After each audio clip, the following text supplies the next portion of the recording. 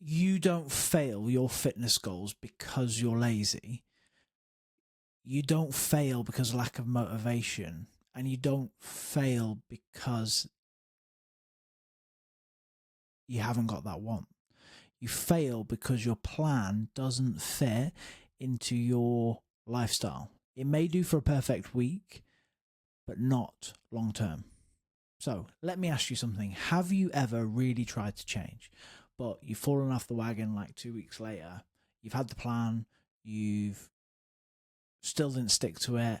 And in the last video, we talked a lot about finding your why, the emotional root of change.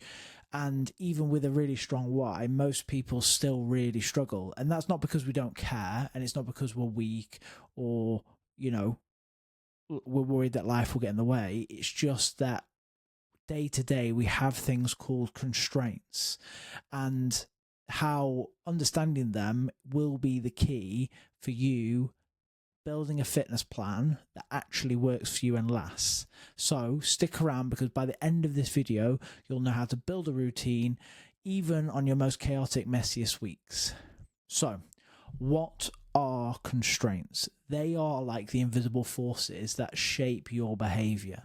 Whether you like it or not, they're not really excuses, and then they're just like realities. So they're things like time, energy, how often you work every week, are you a parent, how many kids do you have, how much sleep do you get to have every night, how confident are you, what sort of environment have you got? Like, have you got access to a gym?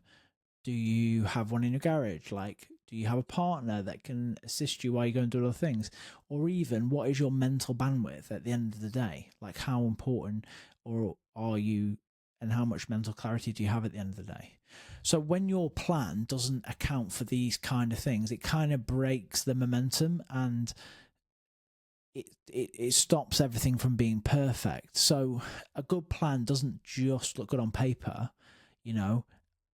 it actually survives Tuesday night chaos. So a common trap is, have you ever wondered why motivation fades after 2 weeks? The trap we fall into is, you get inspired, you go all in, you do 5-6 workouts a week, you prep every Sunday, you track every calorie, you do your cardio, and for a while you absolutely nail it. But then work pops up, a kid gets poorly, your sleep is wrecked, you have an argument with your partner, you get really stressed out. And just like that, your routine just completely disintegrates. And we blame ourselves, like we feel guilty, or we feel like we need to quit. But the truth is, this isn't like anything to do with discipline or motivation. It's the design of your plan. Now, I had a client called Sarah. Her name wasn't Sarah, but let's call her Sarah. And she worked 10-hour shifts. She was a nurse. She had 2 kids, and she thought she was just bad at being consistent. And she kept trying this intense 5-6 day program that she found online. She'd start really strong, but then if she missed a session, she just hit the fuck it button. So what that means is that we feel guilty, we fall off, we quit, we rinse and repeat. So we call it the fuck it button. Now, one day she spoke to me and said, I just don't have it in me to be committed. But it wasn't her fault. It was the plan that she designed.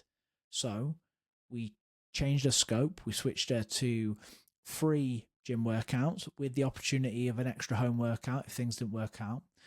Flexibility to her meals. We removed the guilt from the missed days.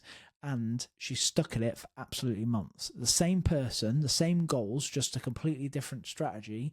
And she actually managed to stick to it for the longest period of time. The power of working with your constraints, not against them, is clear to see. Okay? So reframe these constraints. Let's flip the script. So constraints aren't really obstacles. They're tools, and that you're designed to do. So if you're exhausted after work, let's try morning workouts. If your weekends are really busy and you're being sociable, you need flexible calories. if your job schedule is unpredictable or you're traveling a lot, rigid routine and gym workouts are not going to survive. Now, this isn't lowering the bar, it's just raising your chances of success. Now, this isn't complicated, it's just being intelligent with your planning.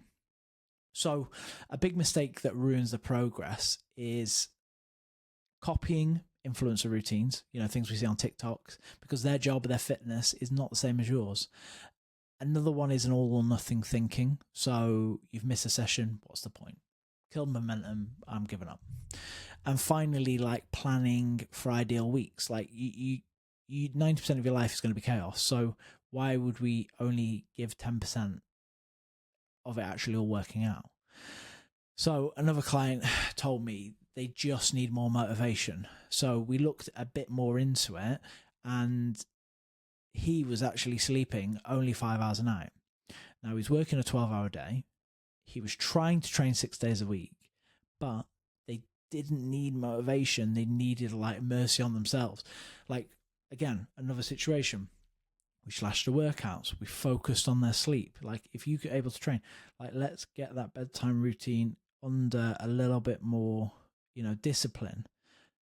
They focused on simple things. Their body changed. Their mindset shifted. And more importantly, it became easier. They stopped quitting and they were able to be more consistent for a longer period of time.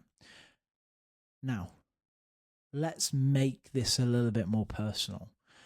Right now, I want you to jot down your top 3 constraints. So there's no filters here. Just be honest. Like, is it time? Is it confidence? Is it home? Is it energy, like mental energy and physical energy? Is it your work demands? Now ask yourself, what can I do with those things that I've decided? So maybe kids and it may be time. How can I build a plan that works with these, not against them? So this is the starting point of making repeatable progress. So practical examples, if you've said there, like, I've got no time for workouts, can we do 30-minute blasts? Can we have stuff at home that doesn't require travel? You're too tired to cook, can we batch cook? I love making like a dish, for example, like a lasagna or something like that, that I know if I get left with my pants down in terms of no time and stuff to make food, I have that lasagna or that shepherd's pie in the fridge ready to go.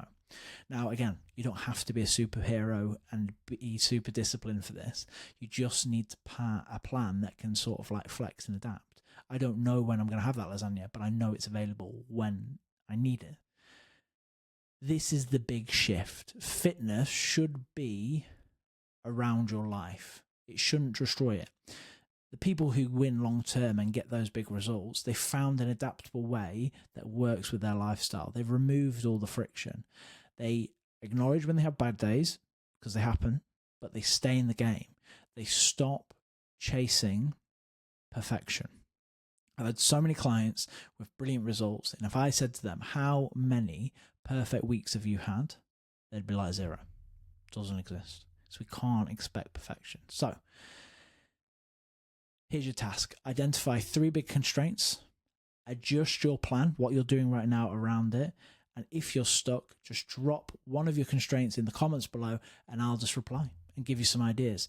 And in the next video, we're going to talk about identity, because the real breakthrough doesn't happen when you feel motivated. It happens when you become the type of person who follows through and doesn't let yourself down. So even when life gets messy, subscribe to this channel and don't miss it.